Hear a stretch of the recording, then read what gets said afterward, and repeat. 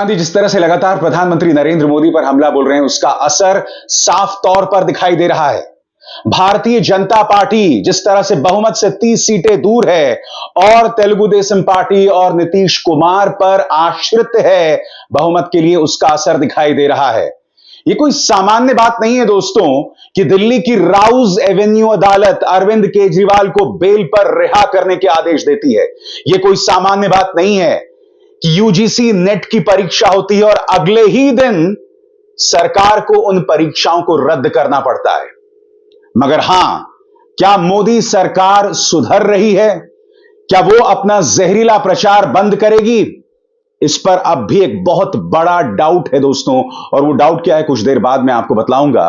मगर राहुल गांधी की चाल में लगातार प्रधानमंत्री नरेंद्र मोदी फंसते जा रहे हैं और राहुल गांधी से मिलने जा रहे हैं नीट के तमाम जो अभ्यर्थी हैं। आप देख सकते हैं राहुल गांधी ने मुलाकात की नीट के तमाम अभ्यर्थियों के साथ, वो तमाम स्टूडेंट्स के साथ जो इस परीक्षा के लिए जो हैं वो अपीयर हुए थे। उन्होंने राहुल गांधी के साथ मुलाकात की और इस तस्वीर से भारतीय जनता पार्टी बुरी तरह से बौखलाई हुई है। नतीजा क्या है मैं आपको बताता हूं। आपके स्क्रीन पर यह है अमित मालवीय का ट्वीट।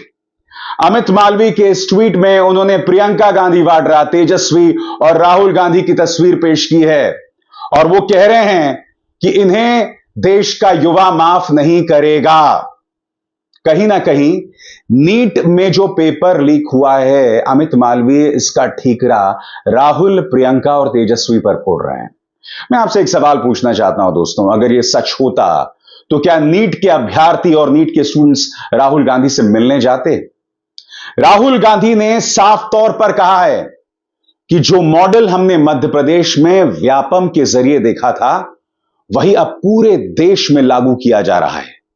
जी हां, जिस तरह से मध्य प्रदेश में 40 लोगों की जानें गई थी, व्यापम घोटाले में हत्याएं हुई थी रहस्यमय तरीके से, वही मॉडल अब देश में लागू किया जा रहा है। इसलिए नीट के पेपर भी लीक होते हैं और उसी तरह से यूजीसी नेट के पेपर भी लीक होते हैं और परीक्षा को रद्द करना पड़ता है। सुनिए राहुल ने क्या कहा। पूरा देश जानता है, युवाओं आप सब जानते हो कि इसका पहले एपिसेंटर मध्य प्रदेश हुआ करता था। वहां पे 40-50 लोगों की हत्या हुई थी, ये तब शुरू हुआ था। आप जानते हो कि गुजरात में, उत्तर प्रदेश में और मध्य प्रदेश में इन चीजों का एपिसेंटर है। और आप ये भी जानते हो कि बीजेपी के लोग कहते हैं कि हमारी लेबोरेटरी मध्य प्रदेश और गुजरात है। तो लेबोरेटरी से यह काम शुरू हुआ है और अब यह काम देश में फैल रहा है और आपका इससे नुकसान हो रहा है। जब तक ये रिवर्स नहीं किया जाएगा, जब तक हिंदुस्तान के इंस्टीट्यूशंस इनके हाथों से नहीं छीने जाएंगे और इफेक्टिव, ऑनेस्ट, इम्पार्शियल लोगों के हाथ में नहीं जाएंगे, तब तक ये होता रहेगा। और मैं आपको बता रहा हूं, जब तक बीजेपी रहेगी ये बढ़ता जाएगा। राहुल गांधी के खिलाफ बौखलाहट साफ तौर पर देखी जा रही है और भारतीय जनता पार्टी ने इसकी बहुत बारीक प्लानिंग भी की है। इन्होंने अपने पालतू पत्रकारों को उतार दिया मैदान में राहुल गांधी के खिलाफ, और कैसे मैं आपको बताता हूं। तिहाड़ जेल से पत्रकारिता का नाम रोशन करने वाला यह पत्रकार क्या कह रहा है। अगर उत्तर प्रदेश में कांग्रेस और गठबंधन ना होता तो राहुल रायबरेली में चुनाव हार सकते थे।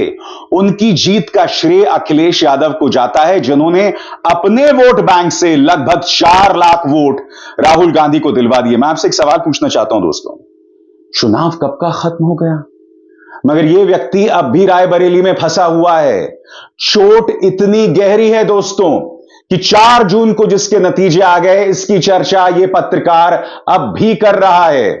यह पत्रकार इस बात को लेकर भी किलबिलाया हुआ है कि दिल्ली की राउज एवेन्यू अदालत ने अरविंद केजरीवाल को बेल दी है। उसकी चर्चा कुछ देर बाद, मगर मैं आपको बतलाना चाहता हूं कि राहुल गांधी से भाजपा इस कदर बौखलाई हुई है कि वो बहुत ही अनर्गल हमले बोल रही है, अनाप शनाप बातें कर रही है। मिलियन से सुधांशु त्रिवेदी ने कल क्या कहा प्रेस कॉन्फ्रेंस में कि कांग्रेस ने जिन गारंटियों का वादा अपने घोषणा पत्र में किया था, उसे वो पूरा क्यों नहीं कर रही। महिलाओं के साथ इतना बड़ा अत्याचार क्यों हो रहा है। दोस्तों ये लोग पढ़े लिखे हैं ना। मैं जानता हूं कि इनके पार्टी के कई नेता हैं जिनकी डिग्रियों पर सवाल हैं, मगर कांग्रेस ने जो वादा किया था वो वादा वो कब पूरा करती। अगर वो सत्ता में आती मगर फिर भी जनता में इस तरह के बयानात दिए जा रहे हैं और इस तरह के बयानात का प्रचार प्रसार इनका गोदी मीडिया कर रहा है बगैर सवाल किए। वहां तमाम पत्रकार बैठे हुए थे, उन्हें सुधांशु त्रिवेदी से पूछना चाहिए था कि राहुल गांधी की जो गारंटी थी या कांग्रेस की जो गारंटी थी वो तो सत्ता में आने के बाद को लेकर थी ना। सुनिए सुधांशु त्रिवेदी क्या कह रहे हैं। तो उनमें क्या वो करने जा रहे हैं या करना प्रारंभ कर दिया, उसके बारे में बताएंगे। वो हजारों माताएं और बहनें जो कि इनके उस गारंटी कार्ड के छलावे में आकर ठगी गई और उत्तर प्रदेश से लेकर कर्नाटक तक के वह चित्र दिखे, कम से कम उनके प्रति कुछ संवेदना व्यक्त करेंगे। यही नहीं, अगर राहुल गांधी ने यह कह दिया कि भाई मध्य प्रदेश और गुजरात चीटिंग के गढ़ बन गए हैं, तो इसका मतलब यह थोड़ा ना कि वो वहां के युवाओं को गाली दे रहे हैं। वो ये बतला रहे हैं कि इन दोनों जगहों पर भाजपा की सरकारें हैं और भाजपा की सरकारों के होते हुए यह सब हो रहा है।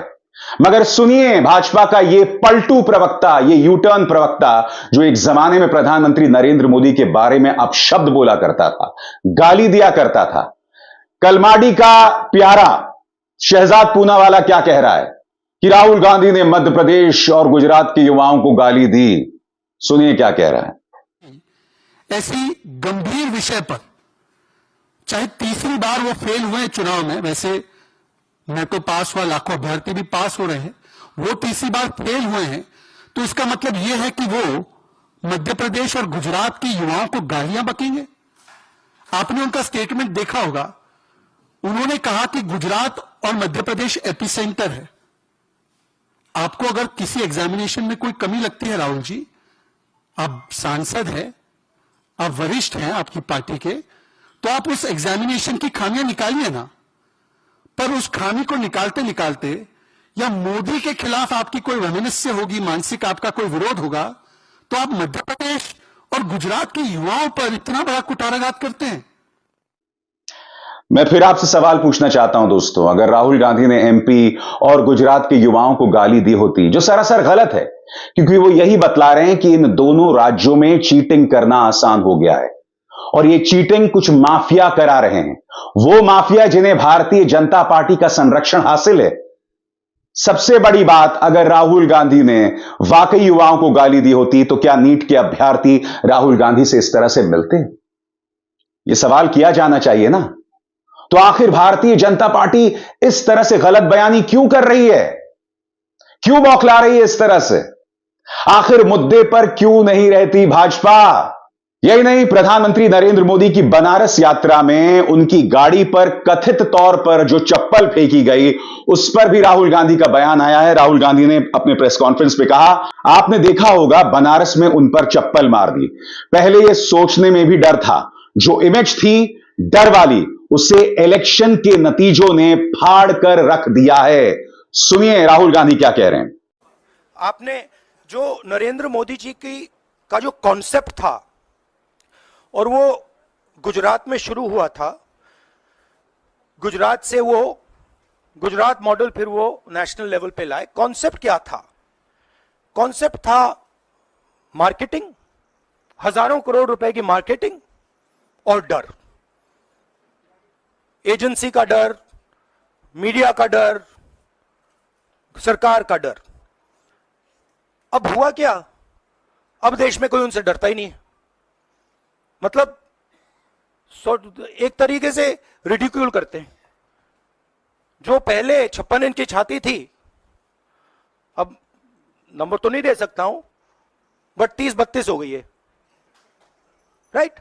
तो अब पूरा जो ढांचा था, इतना बड़ा गुब्बारा था, वो इतना बड़ा हो गया। अब इससे नरेंद्र मोदी जी को साइकोलॉजिकल बहुत टेंशन होगा, बहुत प्रॉब्लम होगी, क्योंकि उनका जो काम करने का तरीका है वो लोगों को डराने का है, धमकाने का है। अब वो डर चला गया। आपने देखा, पता नहीं देखा या नहीं, वाराणसी में वो चप्पल मार दी किसी ने। हालांकि राहुल गांधी ने बाद में स्पष्ट करते हुए चप्पल फेंकने वाली घटना की आलोचना की। उन्होंने क्या कहा आपके स्क्रीन पर। एक और महत्वपूर्ण बात जो प्रेस कॉन्फ्रेंस में कहनी रह गई, नरेंद्र मोदी और उनके काफिले पर चप्पल फेंका जाना बहुत ही निंदनीय है और उनकी सुरक्षा में गंभीर चूक है। सरकार की नीतियों पर अपना विरोध गांधीवादी तरीके से दर्ज किया जाना चाहिए। लोकतंत्र में हिंसा और नफरत की कोई जगह नहीं है। मुझे खुशी है कि राहुल गांधी ने यह स्पष्टीकरण दे दिया, क्योंकि आपने एक बात पर गौर किया होगा दोस्तों, जब प्रधानमंत्री पर कथित तौर पर चप्पल फेंकी गई थी, वो कार्यक्रम मैंने अपने मंच पर नहीं दिखाया। यही नहीं, मैंने वो वीडियो भी अब तक आपको नहीं दिखाया है, क्योंकि किसी भी तरह की हिंसा की भर्त्सना की जानी चाहिए। उसको लेकर मजाक नहीं बनाया जा सकता, उसको लेकर राजनीतिक हथियार नहीं बनाया जा सकता है। अच्छी बात है राहुल गांधी ने स्पष्टीकरण कर दी, क्योंकि चप्पल का जो मुद्दा है वो राजनीतिक मुद्दा नहीं बन सकता। मगर मैं कुछ और कहना चाहता हूं।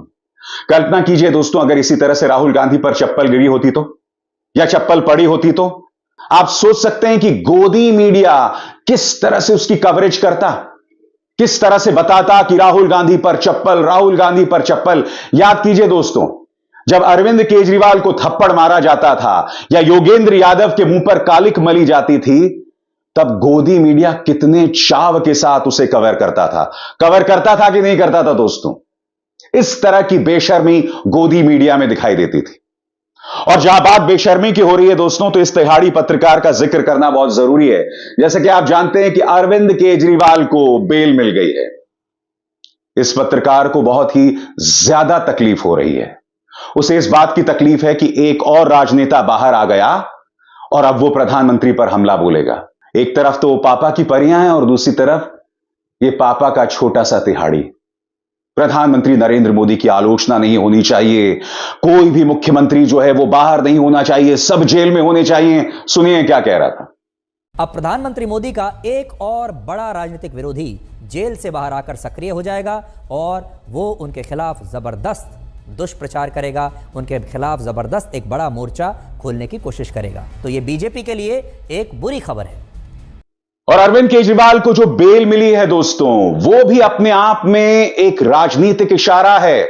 सौरभ भारद्वाज, जो कि आम आदमी पार्टी के नेता और मंत्री हैं, वो कह रहे हैं ये पूरे देश के लिए एक नजीर, एक मिसाल बनेगी। और उनका इशारा कहीं ना कहीं हेमंत सोरेन की तरफ है, झारखंड के पूर्व मुख्यमंत्री जो इस वक्त जेल में हैं। सुनिए सौरभ क्या कह रहे हैं। मुख्यमंत्री अरविंद केजरीवाल जी की एक लोअर कोर्ट यानी कि राउज एवेन्यू कोर्ट से जमानत मिलना, मुझे लगता है ना सिर्फ दिल्ली और आम आदमी पार्टी के लिए, पूरे देश के लिए एक मील का पत्थर साबित होगी। हमारी पूरी न्याय व्यवस्था के अंदर ये फैसला एक बहुत बड़ी मिसाल बनेगा। उसका बड़ा कारण ये है कि पीएमएलए के मामलों में अक्सर ये देखा जा रहा था कि कोई भी राहत अगर किसी को मिलती है तो लोअर कोर्ट से नहीं, हाई कोर्ट से नहीं, सुप्रीम कोर्ट में जाके कोई राहत मिलती है। हालांकि न्याय व्यवस्था के अंदर न्याय संगत फैसले कोई भी कोर्ट दे सकता है, मगर देखा जा रहा था कि लोअर कोर्ट्स में अक्सर कोई राहत देने को लेके एक हिचकिचाहट थी। ऐसे में जज न्याय बिंदु जी द्वारा इस तरीके की बड़े फैसले में राहत देना, मुझे ऐसा लगता है सभी जगह लोअर जुडिशरी के अंदर एक रोशनी का काम करेगी। उसी तरह से संजय सिंह ने भी कहा कि झूठ, फरेब और फर्जी तथ्यों के आधार पर बनाए गए मामले में न्याय की जीत हुई है। आम आदमी पार्टी इसे न्याय की जीत बता रहा है। सुनिए क्या कह रहे हैं संजय सिंह। अरविंद केजरीवाल जी को भाई लाओ तो मत यार, आज जमानत मिली है और ये जमानत इस बात का संदेश है कि देश के अंदर न्याय व्यवस्था कायम है। एक झूठा, बेबुनियाद, फर्जी तथ्यों के आधार पर केजरीवाल और आम आदमी पार्टी की राजनीति को खत्म करने के लिए जो मामला बनाया गया था, भारतीय जनता पार्टी के द्वारा बनाया गया था, बीजेपी की सरकार के द्वारा बनाया गया था, आज उस अभियान पर, उस मुहिम पर, उस गंदी साजिश पर न्यायपालिका का तमाचा पड़ा है। ये सत्य की विजय है। हम बार बार कहते हैं कि ये तथाकथित शराब घोटाला, इसका ना सिर है ना पांव है। ये झूठ की बुनियाद पे तैयार किया गया है। इस पे ना कोई तथ्य है ना प्रमाण है। ये झूठ की बुनियाद पे तैयार किया गया है। और आज जो फैसला आया है, इससे न्यायपालिका के प्रति लोगों के मन में आस्था और विश्वास और मजबूत होगा। आज जो फैसला आया है इससे देश के लोगों में खुशी की लहर है, दिल्ली के लोगों में खुशी की लहर है। आम आदमी पार्टी का एक एक कार्यकर्ता इस फैसले से उत्साहित है। तो बहुत कुछ हो रहा है दोस्तों। केजरीवाल को बेल मिल रही है, राहुल के बनाए गए चक्रव्यूह में लगातार प्रधानमंत्री घिर रहे हैं और सरकार के वो अहंकारी मंत्री जो ये मानने को तैयार नहीं थे कि नीट का पेपर लीक हुआ है, अब दबे सुर में कह रहे हैं कि सरकार पर विश्वास करो, सरकार पर भरोसा करो। सुनिए धर्मेंद्र प्रधान की हेकड़ी किस तरह से निकल गई है, क्या कह रहे हैं, सुनते हैं। I will appeal to all my young friends. Government is committed for your future, for your intellectual capacity. We recognize your intellectual capacity. We assure you, government will always adopt a transparent practice and process to protect your interests. Have faith on government, have faith on system. Nothing wrong can be tolerated by government. मगर मैं जानता हूं आपके जहन में सवाल होगा कि क्या इसका मतलब अब प्रधानमंत्री नरेंद्र मोदी नर्म पड़ गए हैं? क्या इसका मतलब यह कि आने वाले दिनों में वो दब जाएंगे?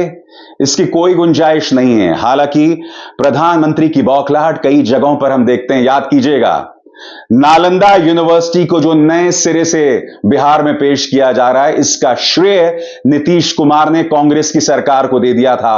और देखिएगा प्रधानमंत्री नरेंद्र मोदी का चेहरा किस तरह से तमतमा गया था। देखिए नीतीश कुमार का यह बयान। प्रथम विजिटर के रूप में नए नालंदा विश्वविद्यालय के लिए चयनित स्थल पर आए थे। जब यहां काम शुरू किया जा रहा था तो वो भी फिर देखने आए थे 2008 में।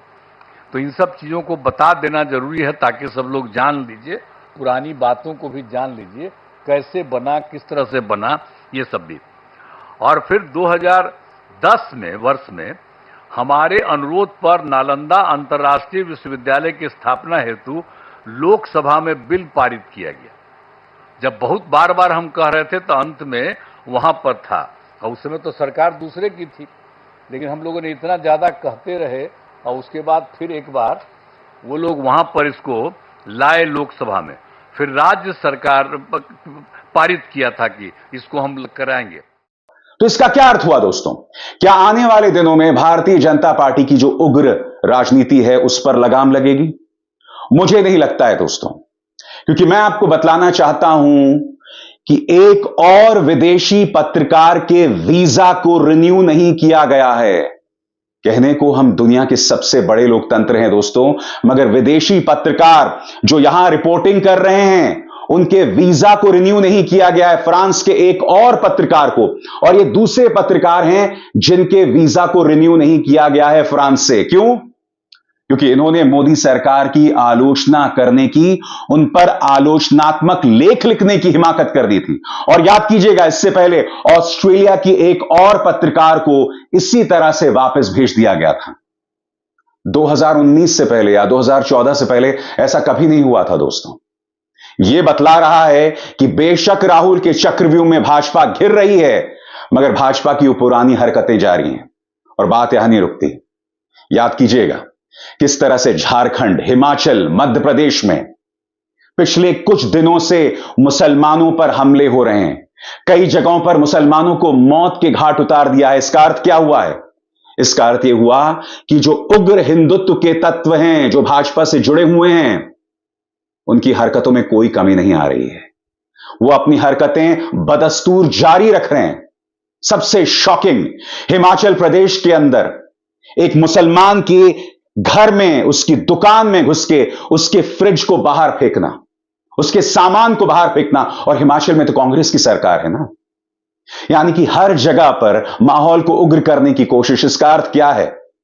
कि भाजपा नहीं सुधरी है। अब भी भाजपा को लगता है कि इस तरह की राजनीति करके, इस तरह से लोगों में बंटवारा पैदा करके वो वोट्स हासिल कर सकती है। और मैं बार बार कहता रहता हूं दोस्तों, अगर कोई पॉलिटिकल पार्टी आपको भड़काकर, आपको डराकर आपके वोट हासिल कर रही है ना, तो आपकी बुद्धिमत्ता पर, आपके इंटेलिजेंस पर एक करारा तमाचा मार रही है। वरना कानून के रहते हुए हिमाचल, झारखंड, मध्य प्रदेश में आखिर कैसे इस तरह से जो उग्र हिंदुत्व का तबका है जो भाजपा से जुड़ा हुआ है, वो कानून हाथ में लेकर मुसलमानों पर हमला कर रहा है। आपको याद होगा मेढक में क्या हुआ था। एक मुसलमान का इलाज अस्पताल में हो रहा था, अचानक एक हिंदुत्व गुट आता है और उस मुसलमान को बाहर निकालने की कोशिश करता है। डॉक्टर नवीन गिड़गिड़ाते हैं, कहते हैं कि मुझे अपना काम करने दो, मैं एक डॉक्टर हूं। यानी कि आप देख रहे हैं दोस्तों, चाहे तेलंगाना हो, चाहे हिमाचल हो, झारखंड हो, मध्य प्रदेश हो, हर जगह भाजपा की रणनीति उग्र होती जा रही है। राहुल गांधी अपने मुद्दों से उन्हें घेर जरूर रहे हैं, मगर भाजपा को अब भी लग रहा है कि इस तरह की उग्र राजनीति करके, इस तरह की हिंसा करके वो जनता में अपना विश्वास कायम कर पाएगी। आपको क्या लगता है दोस्तों? कमेंट सेक्शन में जरूर बताइएगा कि क्या इस तरह की राजनीति, इस तरह की हरकतें भाजपा को वोट दिलवा पाएंगी? अब एस आर शर्मा को दीजिए इजाजत। नमस्कार।